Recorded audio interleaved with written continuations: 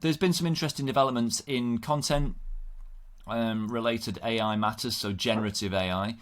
Runway.ml is one of the companies at the forefront of generative video, and a couple of weeks ago their Gen 2 engine came out, which has more sophisticated video generation. It's kind of like if you imagine a very early image generation based on text prompts. Well, this is where we're at with this, but it's video generation based on text prompts.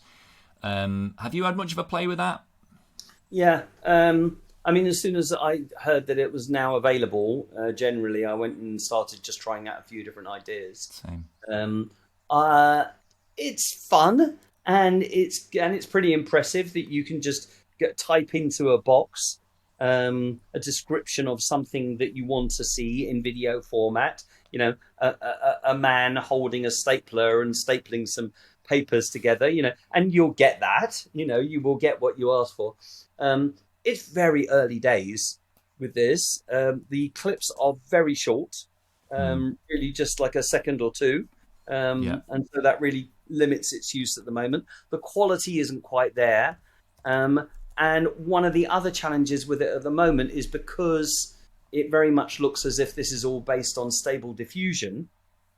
We still have some issues with hands and limbs. And I think both you and I had an experience where we saw some quite upsetting deformities, what look like deformities and things. Yeah, it can be quite harrowing looking at some of the output of this.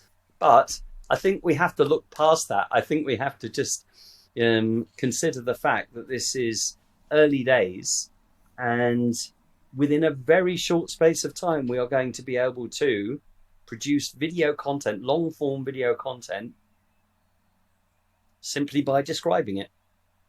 Yes, and I think, how long do you think till we get to the point that Midjourney's at? Because Midjourney is great. Midjourney really works. It delivers on the promise. You can get incredibly high quality imagery. You know, there's one of the most popular things on Reddit at the moment is just like, guess whether this is a Midjourney image or a real image, and people often get it wrong. You know, so we're there.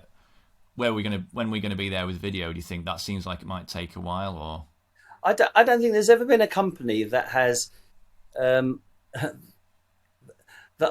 has so impressed me and equally frustrated me as Midjourney, because the quality of their output and the quality of their technology is just heads and shoulders above every other image generator that I have tried at the moment. You know, Stable Diffusion, DALL-E, even Adobe, who are coming out with this, you know, with their new Firefly thing that they're using at the moment. You know, Midjourney is just leaps and bounds ahead of all of that. It doesn't have these images with weird fingers and hands. No.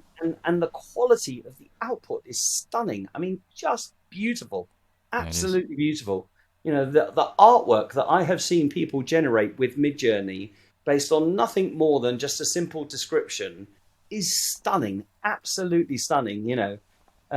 But Midjourney, as an organization, all of their focus has been on the quality of that output.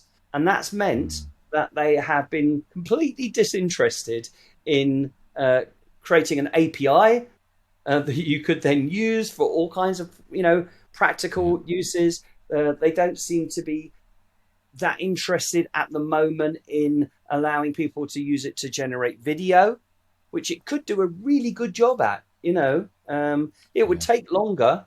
It would take a lot longer. But it's just 25 images a second, isn't it? And then you've got your video, that's all right? it is. It's just 25 images a second stitched together, you know. But yeah, which is why I kind of find it so frustrating, because there is so much that you could do with Midjourney if they just opened it up a little bit to allow us to do. Because at the moment, the only way to use Midjourney is through a platform called Discord. You know, which in itself is a barrier to some people, isn't it? You know, I've sat with someone and tried to walk them through that, and it wasn't as simple as I thought it was going to be. But then I'm already on Discord, so you know, it's a huge barrier. But you know, look, to give Midjourney credit, you know, they do not. If they were in this just for the money, they would have been growing and expanding, building their team out to offer all these additional services and things that would generate huge amounts of income for them. And that just has not been their priority. They're keeping it small, and they're keeping their focus very much on improving the quality of the images before they then start thinking about things like video generation, APIs, all these other things that people have been trying out for. I think that's great. I mean, I salute them for that. I mean, they do have a print magazine. I just received my second edition today, actually, and it's lovely. It is lovely.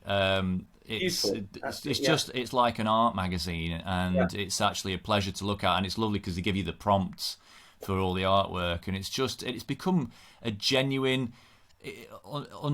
It's not debatable whether it's an art form or not. It really is. Yeah, I mean, the first edition, which I received, when it came out, I've actually sealed that up in plastic and put it away because I'm convinced that will be a collector's piece. Oh wow! Yeah, I must hold on to it. Although I did give it to my wife to read, and she put a cup of coffee on it, and it's got like a ring on the cover. So, but yeah, but it is lovely. It's lovely, and I think that is testament to the quality of the output. Right, if you can put together that kind of product with it. Yeah. Okay, great.